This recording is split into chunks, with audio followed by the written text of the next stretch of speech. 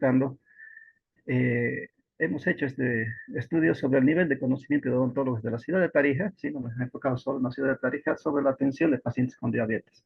Entonces, lo que queremos aquí conocer es si los odontólogos, en este caso pues, de la ciudad de Tarija, conocen cómo detectar, diagnosticar eh, y luego qué cuidados deberían tener, ¿no? En el momento de tratar un paciente con diabetes. Entonces, como antecedente, ¿no? En Bolivia se estima que en 2022 ha existido un total de 395.934 personas con diabetes, ¿no? De esos, unos 6.876 están en Tarija, ¿ya? Y en ese mismo año, en 2022, a nivel Bolivia, se estima que han fallecido ya 7.517.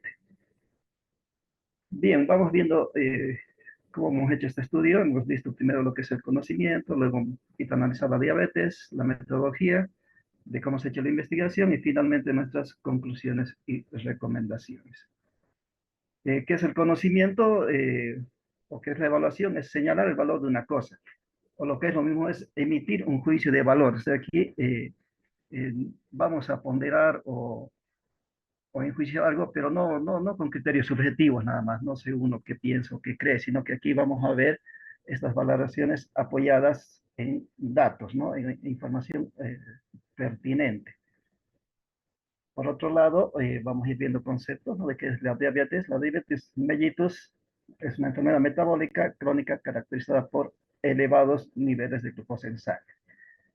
Ya esto con el tiempo va a conducir a daños graves en el corazón, los vasos sanguíneos, los ojos, riñones, nervios, etcétera, ¿no? Como aclaración, digamos, a esto, diabetes etimológicamente significa sifón, ¿no? Sifón, es decir, la diabetes es cuando fue detectada por primera vez, la principal característica que observaban los médicos de aquel entonces, estamos hablando de la época griega, del año más o menos 300, 130, perdón, más o menos, quien fue Arteo de Capadocia, quien detectó esto, ¿no? De que las personas eh, orinaban mucho, ¿no? Entonces, por eso decían diabetes era como un sifón, es decir, todo lo que paciente líquido que consumía la persona lo eliminaba prácticamente, ¿no? De ahí viene el término diabetes. Y mellitus se refiere a miel, ¿no? Porque la orina de una persona con diabetes tiene ese olor, inclusive sabor a miel, ¿no? Es decir, este sabor a miel ha sido más o menos puesto por Tom Willis por ahí por 1675, ¿no? Que le han aumentado esto de mellitus, ¿no? Originalmente, entonces, ¿cómo detectaron esto? Los médicos antiguos probaban, ¿no? La miel, es decir, la lengua, la probaban y sentían ese sabor dulce, ¿no? De ahí le aumentaron ese término más de mellitus. Entonces, diabetes mellitus es, digamos así, como un sifón de miel, así traducido etimológicamente, ¿no? Tenemos tres tipos de diabetes. La diabetes tipo 1, que ocurre cuando el cuerpo produce poca o nada de insulina, ya porque el sistema inmunitario lo ataca, ¿no? Destruye las células que producen la insulina. La insulina es una hormona encargada de trasladar la glucosa. Ya la glucosa es un polisacárido que le da energía al cuerpo, ¿no? Entonces la insulina traslada la glucosa de la sangre al interior de la célula, es decir, la insulina es como una llave que permite que la célula se abra hacia la glucosa, ¿no? Entonces, cuando no hay insulina, la insulina es insuficiente, la célula permanece cerrada, es decir, estamos hablando de cualquier célula del cuerpo, entonces, por lo tanto, la insulina no puede ingresar, o perdón, la glucosa no puede ingresar a la sangre y a la célula, perdón, y se queda circulando por la sangre, ¿no? Esta diabetes tipo 1 se da en menos del 10% del total de casos de personas diagnosticadas con diabetes, ¿no? Luego tenemos la diabetes tipo 2, que es la más común, que ocurre entre el 85 y 90% del total de casos. ¿ya? Y esto ocurre cuando el cuerpo sí está produciendo insulina, pero las células no responden bien a ella, ¿no? No responden bien a la insulina, es decir, no está ahí la insulina, pero por algún problema, esta insulina no abre, digamos así, la membrana de la célula y por lo tanto la glucosa no puede ingresar a la célula y esta glucosa sigue circulando por la sangre. Y finalmente la diabetes gestacional, que se desarrolla durante el embarazo, esto principalmente por cambios hormonales, ¿no? Que son propios del estado del embarazo, ¿no? Y la diferencia, digamos así, de esta insulina con perdón, de esta diabetes con las anteriores es de que esta diabetes puede ceder, ¿no? Pasado el tiempo de embarazo, entonces la persona puede dejar de tener insulina. De cambio, las dos anteriores prácticamente no tienen cura, solo se los puede controlar. De manera general, ¿cuáles son las manifestaciones clínicas de diabetes? Poliuria, que es el, la micción excesiva, la polidipsia, es ingerir bastante líquido, polifagia también, el paciente tiene mucha hambre, ¿no? Empieza a comer mucho y pérdida de peso, ¿no? Es decir, a pesar de que el paciente come mucho, igual pierde peso, ¿no? Y también hay otro que es el prurito, ¿no? O el espesor que también se interesa al paciente, ¿no? Otras manifestaciones tenemos la afectación de los grandes y pequeños vasos sanguíneos con el aumento de susceptibilidad a la infección. Los trastornos de los grandes vasos sanguíneos también pueden producir arteriosclerosis, ¿no? Y esto puede dar como consecuencia disminuir los aportes sanguíneos, ¿ya? Y producir, ¿no? Enfermedades como angina de pecho, infarto de miocardio, eh, al cerebro puede producir isquemia, infarto cerebrovascular, a los riñones puede haber glomerulosis, esclerosis y en las extremidades inferiores también puede empezar a haber gangrenas, ¿no? Hablando ya en el campo odontológico, las principales manifestaciones bucales son la gingivitis, la periodontitis, la serostomía, es decir, bueno, la gingivitis es una inflamación, ¿no? de las encías, por lo tanto se pierde fácilmente o hay hemorragias fácilmente. Ya la periodontitis ya hay una alteración, una pérdida de tejido periodontal, ya, y por lo tanto puede empezar a haber pérdidas de piezas dentales, ¿no? La cerectomía, que se refiere a la baja, ¿no? de saliva, de presencia de saliva en la boca. La orodinia, que es cuando el paciente empieza a perder la capacidad de sentir los sabores. También en estos pacientes hay frecuentemente candidiasis, es decir, esa placa blanca que aparece en la boca. Aparte también puede haber síndrome de ardor bucal y lingual, es decir, cuando uno hace la exploración de la cavidad bucal no encuentra, ¿no? posibles razones para que haya este ardor, pero el paciente indica, ¿no? que siente ardor bucal y lingual. También pueden haber alteraciones de la flora bucal, bueno, principalmente con la Candida albicans, que es la que más se reproduce en este caso. La, también tenemos la cailosis, ¿no? Que son como fisuras o rajaduras, digamos así, que aparecen en los labios, ¿no? Y otra característica también que podemos observar son los altos índices de caries cervicales. El diagnóstico, cómo se hace la diabetes, son distintos tipos de diagnósticos. En el caso de la medición de la glucosa plasmática, se tiene, digamos así, un límite de 126 miligramos por decilitro. Esto en ayunas, ¿ya? Ayunas significa que el paciente no haya comido ni ingerido nada durante al menos 8 horas, ¿no? Eh, Sin embargo, valores entre 100 y 125 miligramos por decilitro se considera prediabetes y valores inferiores a 100, entre 70 y 90, se considera eh, normal, ¿no? La presencia de glucosa plasmática. También hay otra forma que es la hemoglobina A1C, que eso se mide por porcentaje y lo normal está valores menores a 5,7%. Luego la prediabetes se considera entre el 5,7 y 6,4% y valores superiores, iguales o superiores a 6,5% ya se considera diabetes. Viendo ya el estudio propiamente que hemos hecho, ya hemos determinado, ¿no?, que este es un tipo de estudio exploratorio. Es decir, ¿por qué lo llamamos exploratorio? Porque en Tarija hemos buscado información y no se ha hecho este estudio sobre el nivel de conocimiento, ¿no?, en este caso de los odontólogos, ¿no?, sobre cuánto conocen en cuanto a diabetes, ¿no? El diseño es no experimental debido a que se ha hecho un corte transversal de la información, es decir, no se ha modificado ninguna variable, no se ha hecho pruebas en distintos tiempos para probar ningún nuevo aspecto, ¿no? Directamente se ha medido una sola vez, ¿no? Y la técnica utilizada es una técnica de encuesta, ¿no?, respecto al conocimiento que tienen los odontólogos en cuanto a atención de pacientes. Es decir, se ha visitado odontólogos en la ciudad de Tarija de manera aleatoria, ya se ha hecho un muestreo aleatorio y sencillamente se les presentaba la encuesta para que ellos llenen, ¿no? La población de odontólogos, según el Colegio de Odontólogos, en la ciudad de Tarija existen un total de 275 odontólogos activos, ¿no?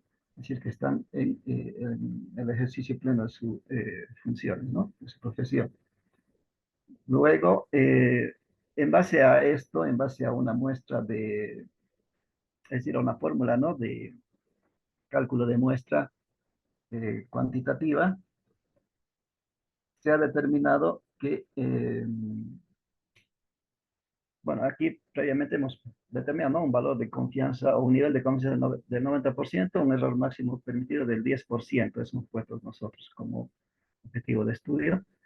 Ya hemos aplicado esta fórmula que tenemos, ¿no?, donde, para aclarar nada más, N significa la muestra. Aquí tenemos N mayúscula, que significaría la población total. Z es el nivel de confianza. P y Q son las probabilidades, ¿no?, de que ocurra o no ocurra el evento. En este caso, como no ha habido un estudio previo, no se tiene resultados anteriores, se ha determinado de que tanto P como Q van a tener un valor, digamos así, del 50% para cada uno, o lo que sería equivalente a 0,5 en decimales, ¿no? Entonces hacemos la operación matemática y determinamos que eh, una muestra mínima debería ser de 50 personas. Sin embargo, nosotros, para tener, digamos, un poquito mayor de confiabilidad, hemos hecho a 60 odontólogos. ¿Cuál ha sido nuestro instrumento? Un cuestionario que es modificado del autor Eduardo Castillo Vargas. Es decir, Eduardo Castillo tenía un cuestionario muy amplio que hemos decidido resumirlo nosotros en 15 preguntas, ¿no? Obviamente este cuestionario ha sido previamente validado, ¿no? Lo hemos resumido en 15 preguntas, todas cerradas, es decir, y de opción múltiple. Cada pregunta tenía 3 opciones, entre ellas una era la correcta, ¿no? Hemos dividido a la vez el instrumento en 3 aspectos: uno, etiopatogenia; otro, etiopatogenia previo, habían 5 preguntas; en cuanto a farmacología, 6 preguntas; y en cuanto a complicaciones, 4 preguntas, ¿no? Lo que nos da el total de las 15 preguntas multiplicadas por los eh, 60 odontólogos encuestados, nos da un total de 900 posibles respuestas, ¿no? Este es un instrumento validado previamente, ahí les mencionaba, ¿no? Etiopatogenia, 5 preguntas; farmacología, ahí están, ¿no?, las preguntas, como por ejemplo en etiopatogenia, que es diabetes. Ahí tenemos eh, las opciones, ¿no?, de aumento de triglicéridos, disminución de glucosa en sangre, alteración del metabolismo de la insulina. Es decir, esas son las preguntas que se le ha hecho al odontólogo, ¿no? Otra, tenemos cuántos tipos o cuáles son los signos y síntomas que se asocian a la diabetes tipo 2. Bueno, nos hemos centrado principalmente, ¿no?, en diabetes tipo 2 porque, como hemos visto, es la más común, ¿no? Otra pregunta era: ¿a partir de qué cifra de glucosa plasmática en ayunas se considera un paciente diabético? ¿Ya? Y bueno, en fin, así hemos ido haciendo las 15 preguntas, ¿no? Complicaciones, por ejemplo, que se ha preguntado a nivel de odontólogo que se puede hacer si el paciente presenta signos y síntomas de shock hipoglucémico y está consciente. Ahí tenemos tres opciones. ¿Qué hacer si asiste a consulta odontológica a un paciente diabético con absceso dental y sus niveles de glicemia superan los 200 miligramos por decilitro? En fin, ¿no? Luego de respondidas los 60 cuestionarios, se ha hecho el trabajo de campo, ¿no? Con esos datos lo hemos procesado en un programa informático llamado Excel, ¿ya? Y ahí hemos aplicado lo que es la estadística descriptiva y nos hemos basado principalmente en lo que son frecuencias y porcentajes, ¿no? O sea, no hemos hecho estudios muy profundos estadísticamente, porque la idea es, este es como un primer, digamos, una primera alerta, una llamada de atención para luego hacer algo más detallado, ¿no? Bueno, ¿cómo hemos determinado valorar esto? Hemos hecho la siguiente escala. Si las respuestas aceptadas, del total de respuestas era del 0 a 50%, indicamos que el nivel de conocimiento es bajo. Si las respuestas iban del 51 al 64%, es decir, respuestas correctas, hablamos de un nivel de conocimiento regular. Y respuestas aceptadas superiores al 65%, hablamos de respuestas buenas. Bien, de manera breve, solo les voy a mostrar algunos cuadros, no, porque sería mucho detallar cada pregunta, con sus respectivas detalles, ¿no? Por ejemplo, la pregunta de etiopatogenia de la diabetes que se ha consultado ahí, definición de diabetes, signos y síntomas, cifra de glucosa, examen útil, manifestaciones bucales. Ahí tenemos A, B, C, son los incisos que habían, y de estos, por ejemplo, en la primera pregunta, definición de diabetes, se ha tenido 20 personas que han respondido con la respuesta A, que decían que es el aumento de triglicéridos en la sangre.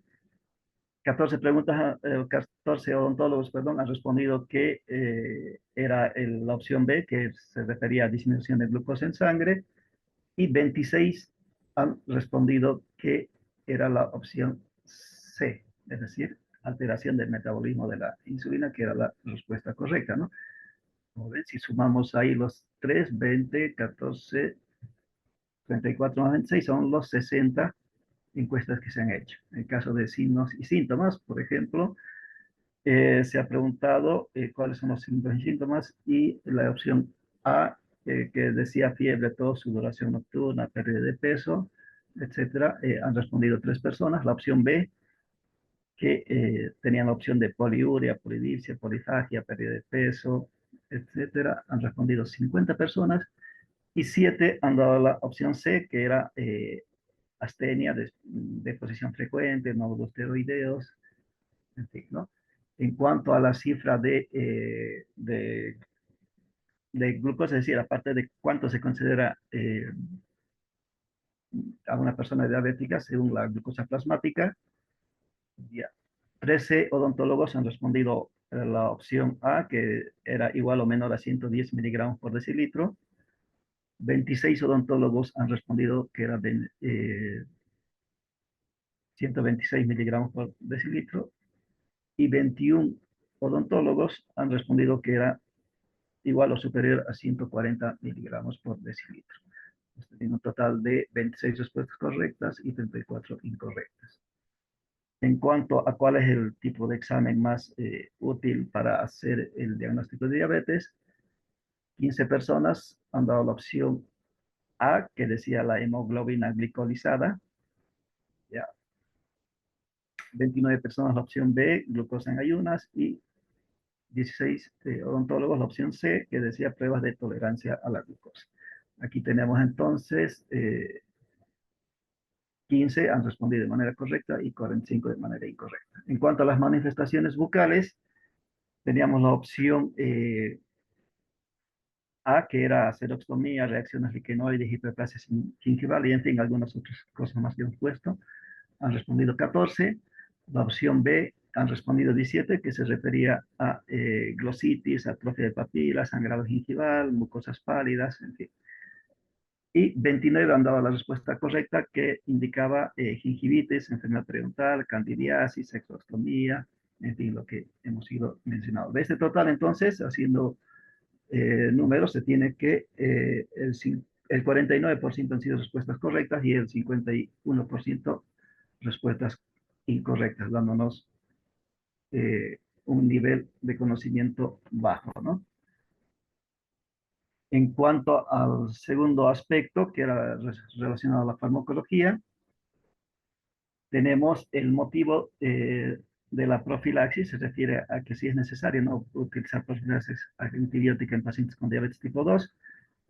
23 personas han respondido la opción A, que indicaba retraso de cicatrización de heridas, la opción B, que era microangiopatía diabética, y 31 han respondido la manera correcta, que se refería a las dos anteriores, es decir, no es que estas dos estaban incorrectas, ¿no? Las dos eran correctas, ¿no?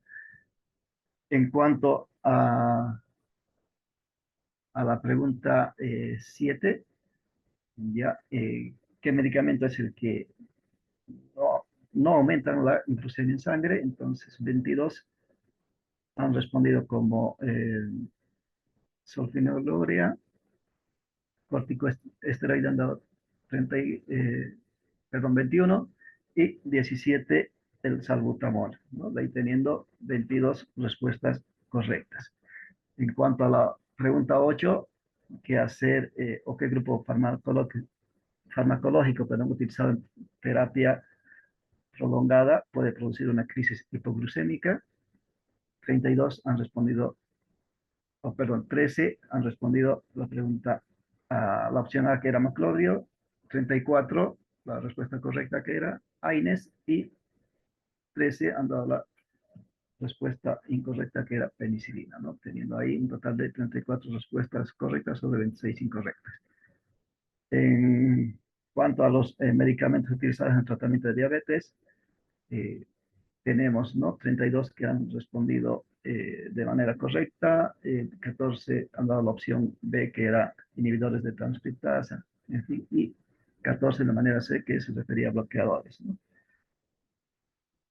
En cuanto al volumen anestésico, que es cuánto de anestesia podemos aplicar como odontólogos en un paciente diabético, ya, 35 han respondido de manera correcta, que era la opción A, de 0,1 a 0,2 mililitros. 14 han respondido, perdón, 24 de manera incorrecta, que habíamos puesto como opción 0,3 milímetros, y uno de manera también incorrecta, que era 0,6 milímetros. La probabilidad de infección, bueno, nos referimos a un paciente diabético descontrolado. ¿Con qué estaría relacionada la probabilidad de infección? 6 han respondido con nivel de bioseguridad, 15 con el nivel de glicemia, y 39 que han hecho ambas, ¿no? Cuando la respuesta correcta era de 15. Y en el último aspecto que hemos hecho, el último criterio, hemos hablado sobre complicaciones del tratamiento odontológico que podrían existir, ¿no? En el caso de la pregunta, ¿qué hacer si el paciente presenta signos de shock hipoglucémico y está consciente? Eh, 24 han respondido de manera correcta, que es administrar vía oral de 15 a 20 gramos de azúcar disueltos en 200 mililitros de agua, ¿no? Las otras dos eran incorrectas. En cuanto a qué hacer si asiste un paciente diabético con absceso dental y sus niveles de glucemia superan los 200 miligramos por decilitro, ya ahí tenemos la opción A, han respondido 14, que indicaba administrar hipoglucemia oral. La respuesta B, los 4 han respondido, indicando de que había que negar la consulta al paciente, ¿no? Y 42 han respondido de manera correcta, indicando de que es necesario hacer una interconsulta. En cuanto a la pregunta 14 sobre los síntomas de un estado hiperglucémico, tenemos 15 han dado la respuesta, la opción A, que decía fiebre, tos, sudoración, etcétera. 21 han dado, digamos así, la respuesta correcta, que decía palidez, sudoración, temblor, alteraciones del juicio, en fin, ¿no? Y 24 la respuesta C, que era sensación de malestar, ansiedad, agitación y otros más que hemos puesto, ¿no? Y finalmente, en la última pregunta, que decía cuáles son las complicaciones postquirúrgicas, quirúrgicas más frecuentes en un paciente diabético, 7 han respondido a la opción A, que indicaba celulitis, trismos, alveolitis. 8 han respondido a la opción B, que decía dehiscencia de la herida, dolor de la herida. Y 45 han respondido de manera correcta, que era la susceptibilidad a infección, mala cicatrización y sangrado. Ya teniendo un total de 132 respuestas correctas y 108 de respuestas incorrectas, ¿no? Viendo el gráfico, tenemos un 55% de respuestas aceptadas y un 45% de respuestas incorrectas, dándonos un nivel de conocimiento regular. Haciendo un resumen de todo esto, tenemos de que tenemos un total de 447 respuestas correctas, que nos da un 49,67%, y 453 respuestas incorrectas, que nos da un 53,33%, ¿no? En resumidas cuentas, a pesar de que tenemos aquí, hablando en términos de generales, un nivel de conocimiento sería bajo. Sin embargo, viendo ya lo que son las conclusiones, vamos a ver otros detalles, ¿no? Según la escala de valoración, los odontólogos tienen un nivel medio porque en porcentaje esto significa un poquito más, ¿no? Entonces se tiene 447 de respuestas correctas en un total de 900, ¿no? En cuanto a la etiopatogenia, se tiene también que está en nivel medio al lograr una puntuación de 146 sobre 137. En cuanto a farmacología, también está en un nivel medio, pues se ha tenido 161 respuestas de 360 posibles. Y finalmente, en cuanto a las complicaciones, se ha tenido 132 correctas o 132 puntos de 249 posibles, ¿no? Entonces, en conclusión, el nivel de conocimiento es medio, ¿no? Eh, con estos resultados, ¿qué recomendaciones podemos dar? El adecuado manejo de pacientes con diabetes requiere odontólogos entrenados, ¿no?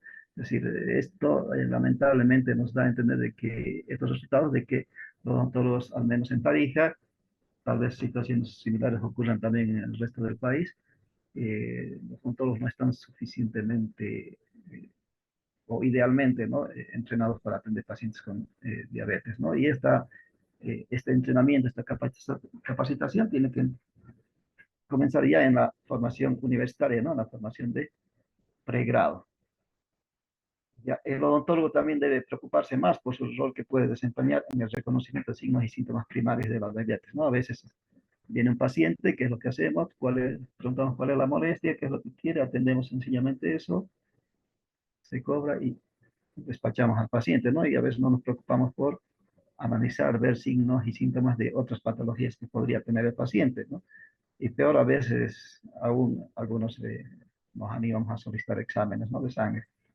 De ahí esto podría dar complicaciones al paciente o nosotros a la vez podríamos también ser, digamos así como hasta salvadores de este paciente si es que le alertamos previamente de que podría tener podría estar padeciendo de diabetes, ¿no?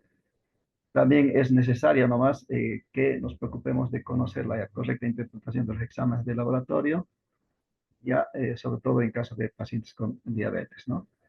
Por otro lado, también preocuparnos más por en cuanto al manejo farmacológico de un paciente diabético, ¿no? Entonces, no solo conocer qué es lo que nosotros, qué medicamentos utilizamos, ¿no? En nuestra profesión, sino también eh, conocer qué otros medicamentos se utilizan para otras patologías y cómo van a tener interrelación con nuestra profesión. Y finalmente, otra recomendación es sumar esfuerzos, ¿no? Para prevenir complicaciones que pueden surgir en la atención inadecuada de un paciente diabético. Cursos como estos de difusión de información, hacer tal vez más para que los odontólogos estén más al tanto de cómo tratar de manejar pacientes diabéticos y principalmente cómo reconocerlos antes, ¿no? Bien, esa sería la presentación en cuanto a diabetes. He hecho algo breve por, no disculpas caso por la hora, ¿no? Pero si hay consultas, preguntas, estoy atento.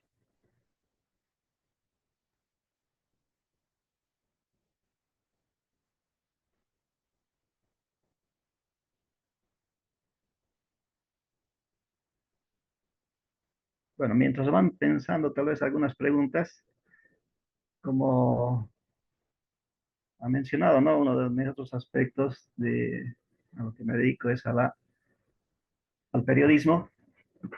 Ya. Y bueno, haciendo investigaciones periodísticas, Tarija es conocida, ¿no? Como la capital de la sonrisa, pero aquí tenemos un detalle, ¿no? Eh, este icono, ¿no? De la carita feliz, que ha sido creada por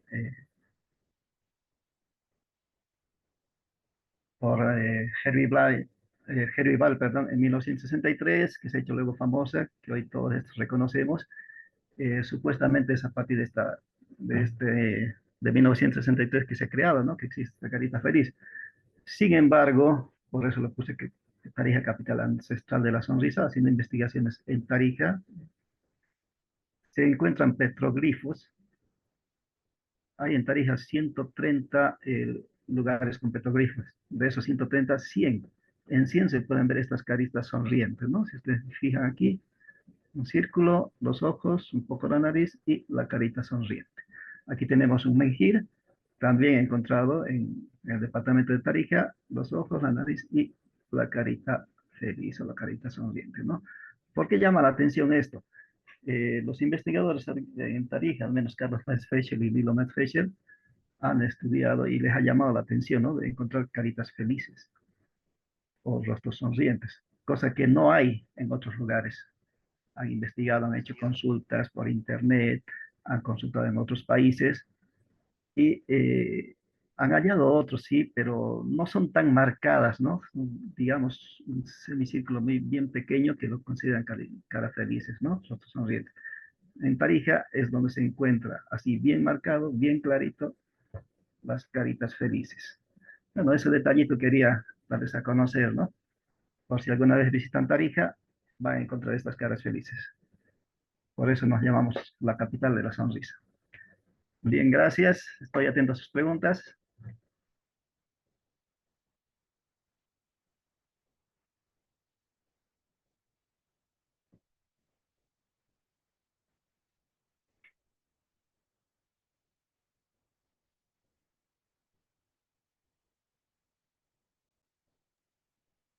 Bueno, ¿hay alguna pregunta, por favor, queridos colegas?